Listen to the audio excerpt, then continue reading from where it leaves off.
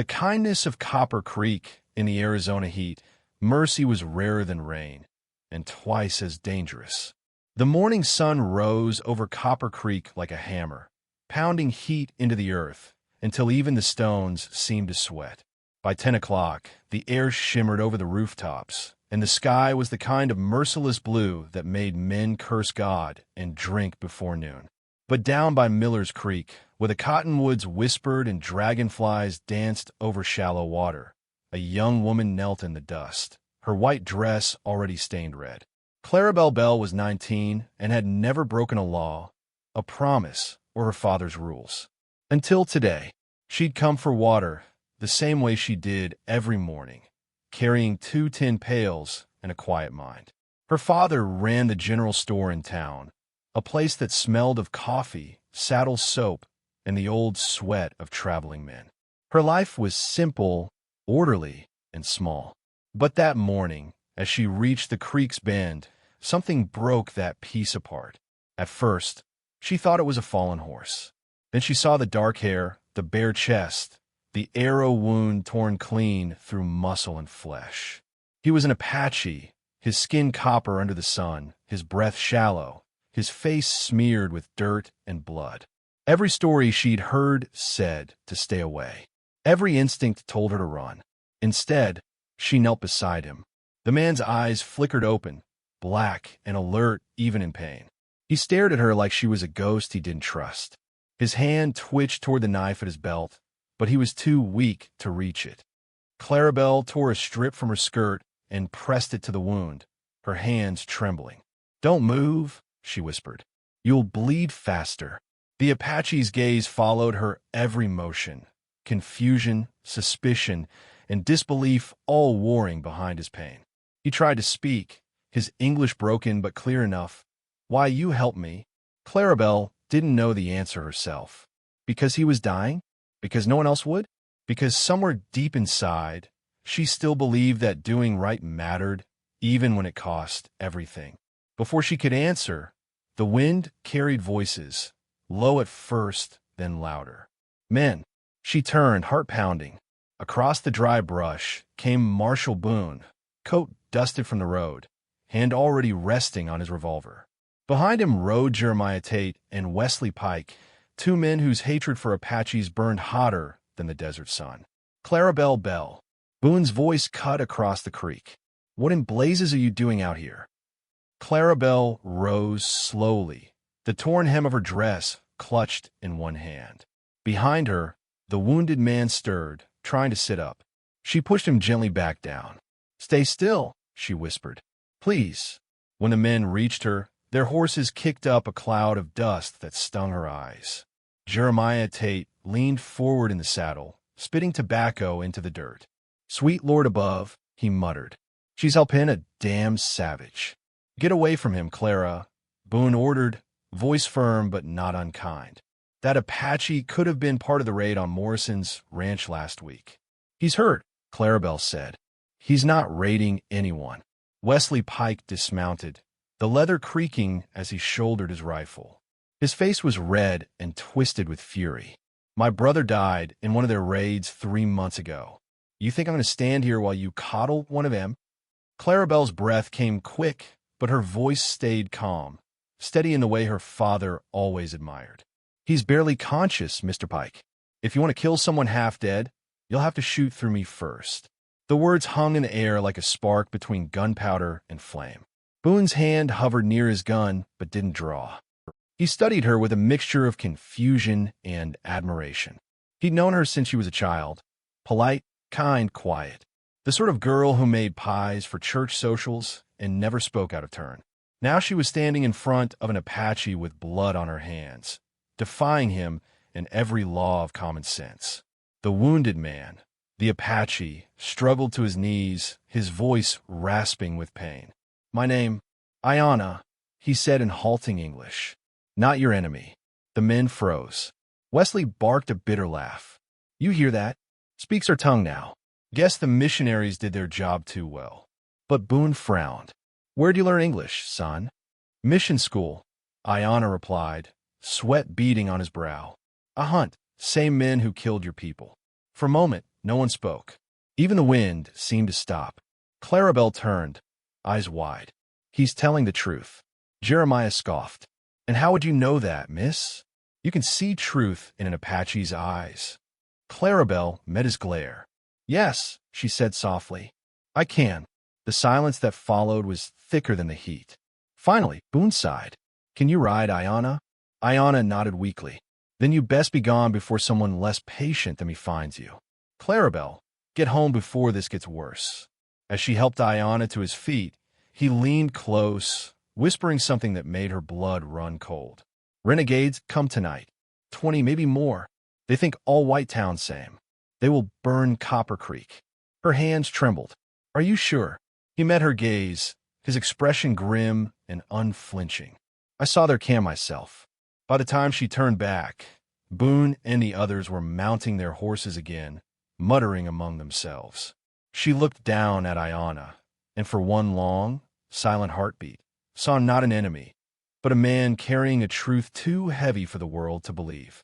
She would go home, she decided. She would tell her father, and she would pray to God someone still remembered how to listen.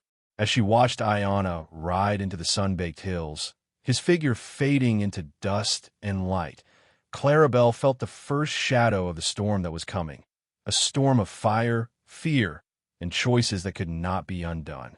Sometimes, she thought, doing right don't wait for permission. And somewhere beyond the horizon, thunder rolled like distant hooves.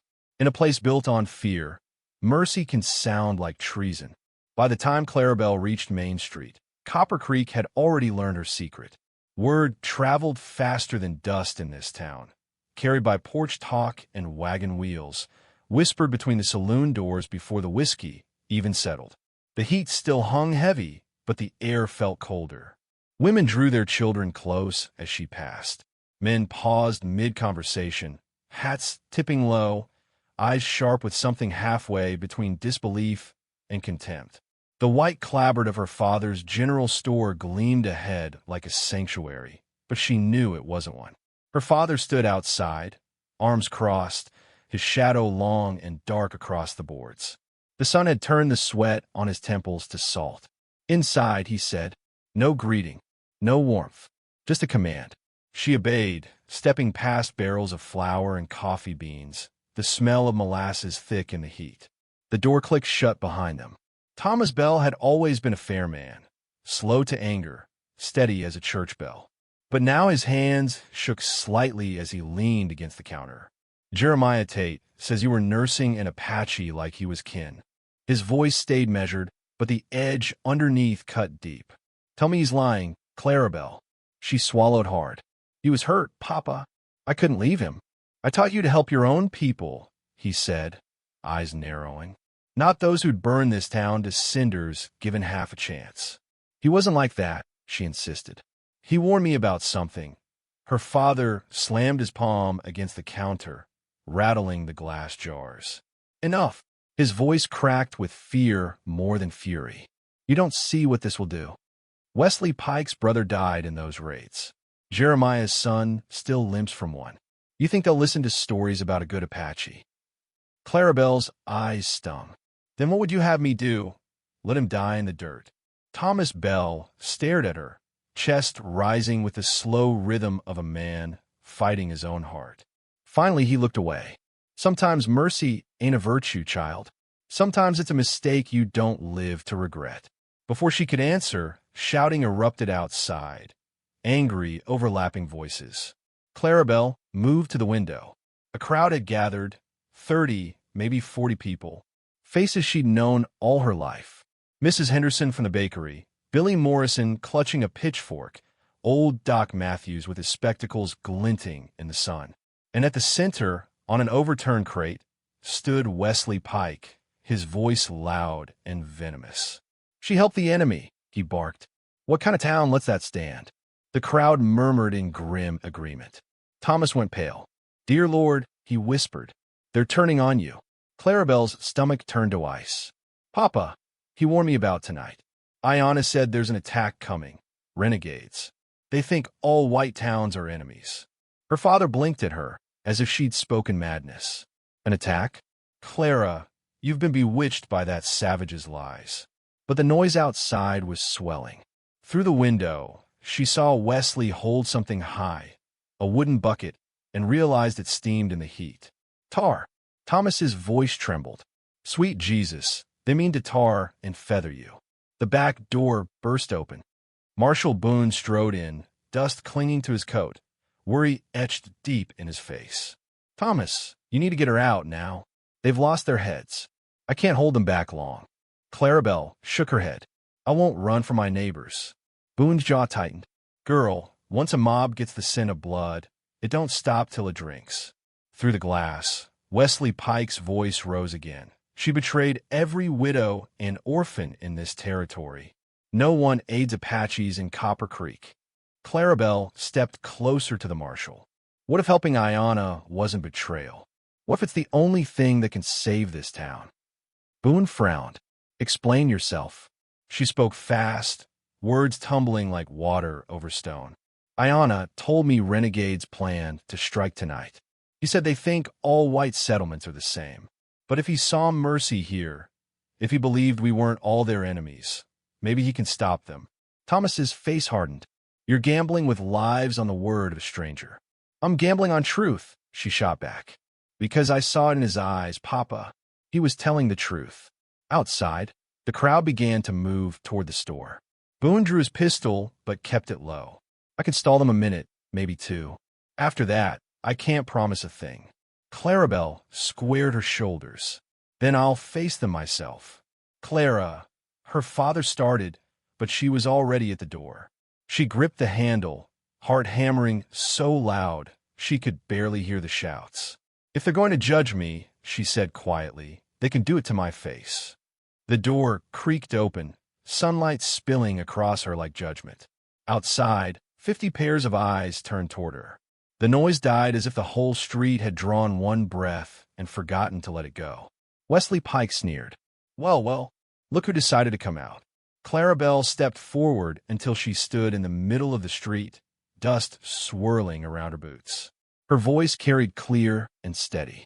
I helped an injured man. If that makes me a traitor, so be it. Mrs. Henderson's voice trembled from the crowd. Clara, that man's people kill my nephew. How could you? Clarabel met her eyes. Because he wasn't those people. He warned me of something that might save all of you. Jeremiah Tate laughed bitterly. Now she's speaking Apache prophecy. No, she said. I'm speaking truth. The words echoed off the buildings, thin but unbroken. And then, somewhere beyond the canyon's edge, came the distant thunder of hooves. The crowd stilled. Faces turned east toward the sound. Clarabel's breath caught. She knew that rhythm. Not an army, one rider. Fast, desperate. A dark shape burst over the ridge, horse-lathered, dust trailing like smoke. Ayanna. Wesley raised his rifle. Perfect. Now we kill the snake that turned her head. Wait, Clarabel shouted, stepping in front of the barrel. If you shoot him, you'll never know what he came to tell us. Ayanna reined in hard, the horse's hooves tearing the earth. His shoulder was bandaged with her torn skirt, blood seeping through, but his eyes blazed. Renegades come at sunset, he cried. 20 warriors, maybe more. They will burn your town. The mob hesitated, fear rippling through them like wind across wheat. Marshal Boone lowered his weapon, gaze fixed on Ayanna. Why should we believe you? Ayanna reached into his vest and pulled out a cavalry officer's hat, stained dark with blood. This belonged to Lieutenant Carson. Renegades killed him yesterday. Took his maps. They know your town. Even the angriest faces faltered. Dr. Matthews stepped forward, voice hushed. That's Fort McDowell issue, and that blood's fresh. Ayanna's eyes found Clarabel's. Your kindness saved me. Now I return it. But we must fight together. No one spoke. The sun dipped lower, shadows stretching like long fingers across Main Street. And in that silence, an 8-year-old girl's voice broke through. Little Sarah Morrison looked up at Ayanna with wide eyes. Mister, are you really going to help us, even though we were mean to Miss Clara? Ayanna knelt, voice gentle. Kindness must be protected, little one, or the world forgets what it means. The child nodded solemnly. Then maybe we should listen to him. Boone holstered his pistol and looked to the crowd. We work with him, he said, or we die when the sun goes down. Wesley Pike's jaw clenched, but at last he nodded. If this is a trap, Apache, you'll be the first to fall. Ayanna met his stare without fear. If trap, we all die together. As the sun slid toward the western ridge, Copper Creek's people began preparing for war, led by the Apache they once called enemy, and the girl whose mercy had damned her. Sometimes, Clarabel whispered to herself, doing right costs more than sin ever did. When fear and fire come together, a town shows what it truly believes. The sun sank toward the mesas, dragging long ribbons of crimson across the sky. The light on Copper Creek turned copper itself, hard, glowing, and full of promise and dread. By sundown, the air would smell of gunpowder or blood. Maybe both. Ayanna worked with the calm of a man who'd lived too many wars. He moved through the narrow streets, his wounded arm bound tight, his voice low and certain. Renegades come from East Canyon. Wind hides their horses. We set fires here. He pointed toward a narrow gully beside the livery. Smoke make them think town bigger than it is. We force them into street. Easy shots from windows. Marshal Boone followed close, watching him with a mixture of suspicion and respect. You sure this'll work? Ayanna's eyes flicked toward the horizon. No plan works. Only men do. Clarabel stood nearby, holding a lantern, her face pale but resolute. Then we'll make it work, she said. The townsfolk moved around her, a current of fear and purpose. Mrs. Henderson handed out bread and water. Jeremiah Tate and Wesley Pike nailed shutters closed, rifles over their shoulders. For the first time since morning, no one looked at Clarabel with scorn. They looked at her like she was one of them again, though none would say it out loud. As twilight deepened, Boone gathered them near the well. The air hummed with quiet prayer and whispered regret. We stand together tonight, the marshal said. This town's all we've got. No more talk of who's friend or savage. We hold the line. For our homes. For our families. A murmur of assent passed through the crowd. Even Wesley Pike gave a sharp nod. Clarabel felt Ayanna's eyes on her.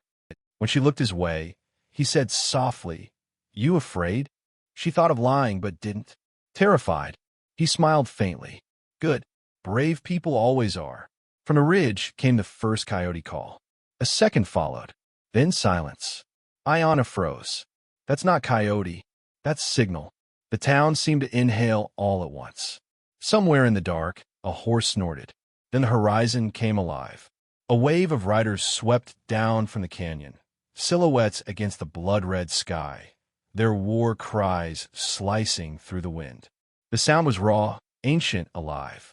The renegades were coming. Boone shouted positions. Rifles cocked. Doors slammed. Clarabel ducked behind the general store window, heart pounding as the first bullet struck. The noise was chaos. Gunfire, screams, the pounding of hooves. Flames leapt as Ayanna's decoy fires took hold, sending thick smoke spiraling into the sky. Through it, he moved like shadow and lightning, calling orders in both English and Apache. Hold! Wait for close range. Clarabel reloaded for Boone, her hands shaking as casings clinked onto the counter. They're pushing left, she cried. Boone fired through the smoke. Then they'll meet me there. Ayanna caught sight of two renegades flanking near the barn. He fired once, one fell, but the second raised his rifle. Clarabel saw it before Ayanna did. Ayanna! He turned as the shot cracked. The bullet grazed his ribs again. He staggered, dropping to one knee. Clarabel didn't think. She just ran. She burst into the open street, ignoring Boone's shout. Smoke burned her throat as she reached him, dragging his arm over her shoulder. You fool, he muttered weakly. They shoot anything that moves. Then I'll move faster, she said, teeth gritted. They stumbled into the shadow of the water trough as bullets whined overhead. Clarabel pressed her hand to his side. You're bleeding again. Ayanna grimaced. Still alive. That's enough. Across the street, Wesley Pike was firing from the saloon window. They're circling the bank, he yelled. Boone shouted orders, and the men shifted positions. The gunfire became rhythmic, organized, not panic but purpose. Iona raised his head. They come again. Second wave. Clarabel followed his gaze. Through the smoke, more riders charged, faces painted, torches blazing. Now, Iona called. At his signal, the townsfolk lit the oil traps along the street. Fire roared up the walls, forcing the renegades to swerve into the narrow alley where the smoke was thickest. Boone and the men fired into the choke point, their silhouettes bright against the inferno. The heat seared Clarabel's skin. The screams mingled with thunder. And when the dust finally settled, half the riders lay still. The others turned tail and vanished into the dark canyon, their echoes fading into the hills. The silence that followed was deafening. Only the crackle of burning timbers and the ragged breaths of survivors filled the air. Clarabel knelt beside Iona again. He was pale but breathing. Around them, Copper Creek was battered but standing, its people emerging from doorways like ghosts realizing they'd lived through their own funeral. Mrs. Henderson clutched her apron to her mouth. Dear Lord, we're alive. Wesley Pike stared at the retreating smoke. He was right. The Apache was right. Iona looked up at Clarabel, a faint smile tugging at his lips. Maybe now, your town will see. She brushed soot from his hair. See what? His gaze drifted toward the sunrise breaking over the canyon edge. That mercy is strength, stronger than fear. She smiled through tears.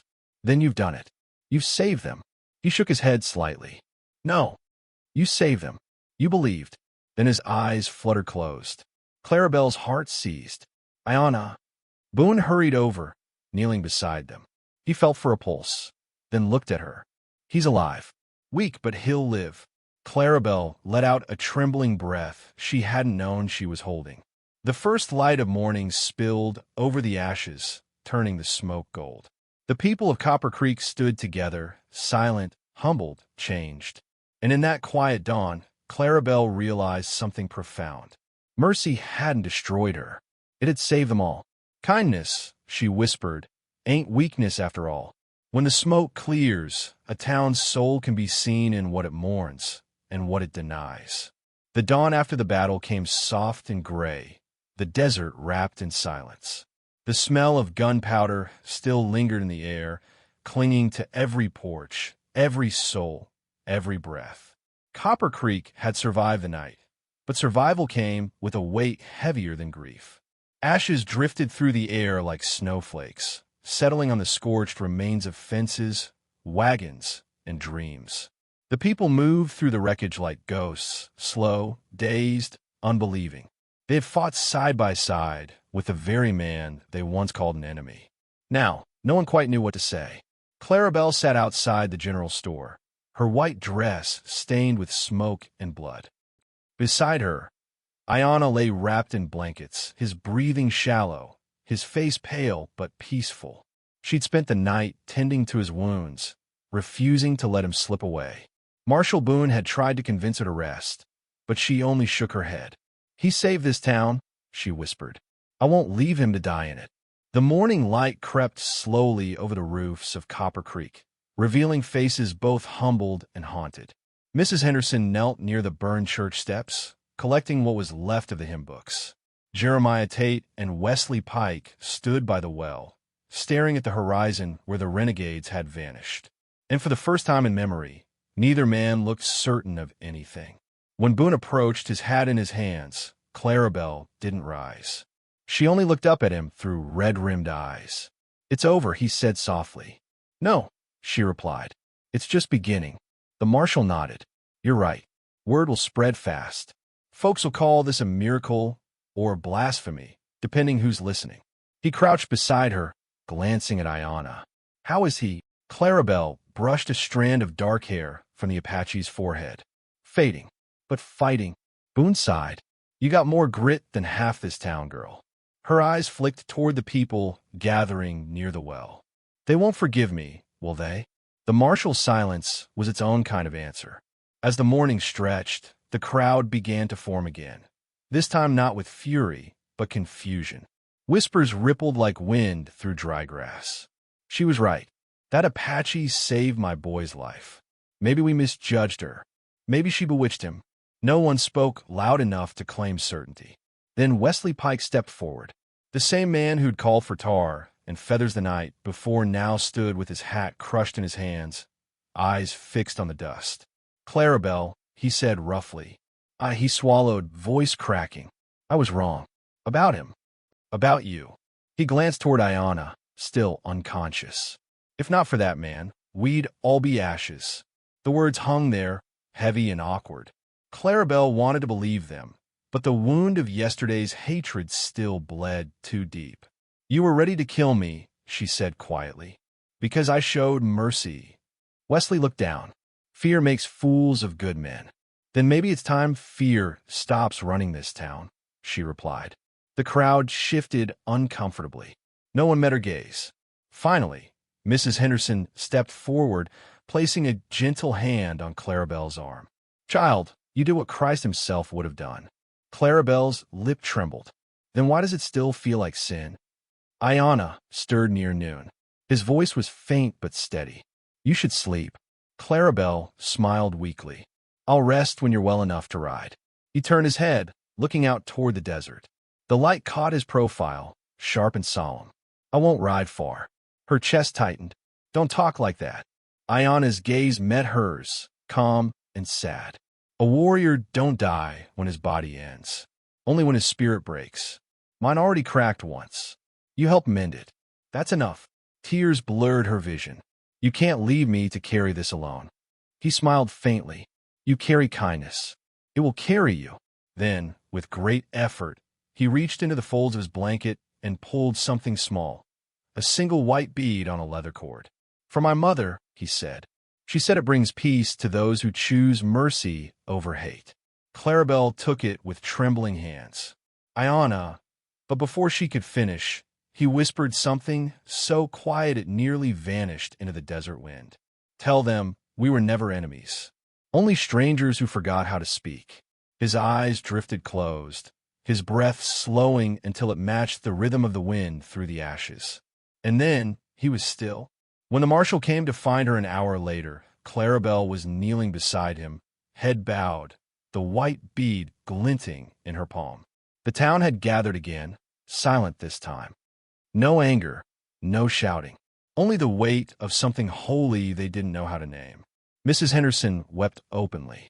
Jeremiah removed his hat. Even Wesley Pike stood motionless, his lips moving in some private prayer. Boone spoke quietly. "We'll give him a proper burial. The canyon north of here, sun hits it first every morning. It's peaceful there." Clarabel nodded. "He deserves peace." As the men lifted Ayanna's body, Clarabel rose to her feet, every motion slow, deliberate. Her voice trembled, but her words carried clear across the street. "His name was Ayanna. He saved your children, your homes, your lives. Remember that when you speak of him." No one replied, but no one turned away either. They buried him beneath the red cliffs before sunset. Clarabel placed the white bead atop the mound of earth, its surface gleaming against the stone. When she stood, she looked down at the town that had once wanted her blood. Smoke curled lazily from the rooftops, the sound of rebuilding already beginning. Copper Creek would heal, slowly, unevenly, but it would never again be the same. That night, Clarabel sat alone on the porch, lantern burning low. The desert stretched before her, vast and quiet. Somewhere out there, she imagined Ayanna's spirit riding with the dawn. Her father stepped outside, standing behind her in silence for a long while. "You did right, Clara," he said finally. "Took me a while to see it." She nodded. "Doing right's the easy part, Papa. Living with it's the hard one." He placed a hand on her shoulder. "Maybe so, but folks will remember what you did, even if they don't all thank you for it." She stared toward the horizon where the first stars were waking. "I don't want them to thank me. I just want them to understand." The night wind rustled the ashes, whispering through the canyon. "Sometimes understanding takes longer than forgiveness," her father said softly. Clarabel closed her eyes, listening to the quiet, to the faraway cry of a coyote, to the heartbeat of a land that had seen too much blood and too little grace. And as the lantern flickered, She thought of Iana's last words. We were never enemies. Only strangers who forgot how to speak. She whispered them to the wind, hoping it carried them farther than her voice could reach. Some debts, she murmured, ain't paid in gold or blood. They're paid in kindness. Some stories fade with the wind. Others dig their roots into the land and never let go. Years passed like the wind through the canyons, soft at times, cruel at others, but Copper Creek endured. The scars of that night remained etched into its timbers and its people, reminders carved deeper than any bullet could make.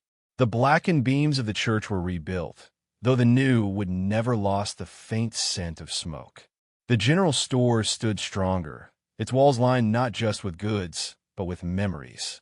And Clarabel Bell, the girl who once faced down her town with nothing but mercy in her heart, became both legend and lesson.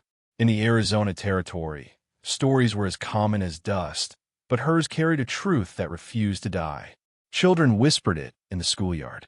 Travelers spoke of it in saloons between swigs of whiskey, and old-timers retold it by firelight, their voices low, reverent, as if afraid the wind itself might correct them. They said there was once a girl in Copper Creek who stood against fear and saved her people not with a gun, but with compassion. They said she loved an Apache once, not in the way of romance, but in the way of souls recognizing one another through the smoke of hatred. And they said that when she died, the desert bloomed that spring for the first time in years. Clarabel never left Copper Creek. She grew older, her face lined by sun and sorrow, her hair silvered like the moonlight she used to watch from her porch. After her father passed, she kept the store running, selling supplies to settlers, travelers, and even tribesmen who came down from the mesas for trade. She treated them all the same. She never carried a gun. When asked why, she'd simply say, because one kindness can shoot farther than any bullet. Some called her naive. Others called her saint. Clarabel called herself neither. She just called herself human. Marshall Boone retired, though he never forgot the night the town nearly tore itself apart. He often rode back through Copper Creek, stopping by the store to sit on the porch with her. They'd share coffee, watching the horizon bleed gold in the morning. You ever regret it? He asked her once. Helping him, she said. Never, even after what it cost. She smiled faintly. Mercy don't keep books, Marshall. It just does what's right and lets the rest sort itself. He nodded, tipping his hat. You talk like a preacher. No, she said. Just a fool who finally learned not to be afraid of doing good. As the years slipped into decades, the story of Clarabel and Iana became a legend that outgrew the town. Historians came, asking questions. Painters painted their likenesses, though they'd never seen either face.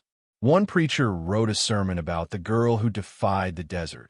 And yet, for all the stories, the truth stayed simple and quiet, like the creek where it began.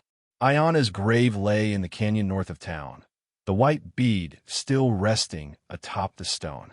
Each year, when the sun rose over the cliffs on the anniversary of the battle, Clarabel walked there alone. She never prayed for him. She said he'd already found his peace, but she always spoke aloud, as if he still listened. They're learning, Iana, she'd whisper. Slow as the desert grows flowers, but they're learning. And sometimes on those mornings, the wind would rise from the canyon with a sound like distant horse hooves, echoing faintly, softly, almost like an answer. When Clarabel finally passed, the town buried her beside him, under the same red cliffs that caught the dawn first. Marshall Boone, gray and stooped, spoke the eulogy himself. His words were simple. She taught us that mercy ain't weakness. It's courage most men never find. And in a land that worshipped the gun, she proved the heart could still be the sharpest weapon. He placed her rosary beside Iana's bead. The two glinted together in the sun, white and worn side by side. The people of Copper Creek wept, and as they left the canyon, the wind rose again, lifting the red dust like a prayer, swirling around the two graves until the horizon swallowed them whole. Years turned to decades. The railroad came, then cars, then paved roads and telegraph lines. The old general store became a museum. The church bell, cracked by smoke long ago, was hung again as a symbol of peace. And every spring, wildflowers bloomed around those graves, bright yellow, red, and white, the colors of fire, blood, and grace. Travelers still stopped there, setting down stones or beads, whispering words of thanks for a story that outlived its tellers. And somewhere in the wind, when the sun burns low and the mesa shadows grow long, it's said you can still hear two voices, one soft and southern, one strong and steady, speaking across time. You ain't afraid of dying? No, ma'am. Just of dying forgotten. But neither of them were. Not here. Not in Copper Creek. In the desert, folks say, the dust remembers what men forget, and kindness rides farther than any bullet. The legend of Copper Creek isn't a tale about saints or sinners. It's about the fragile, stubborn courage it takes to be kind when the world has gone mad with hate.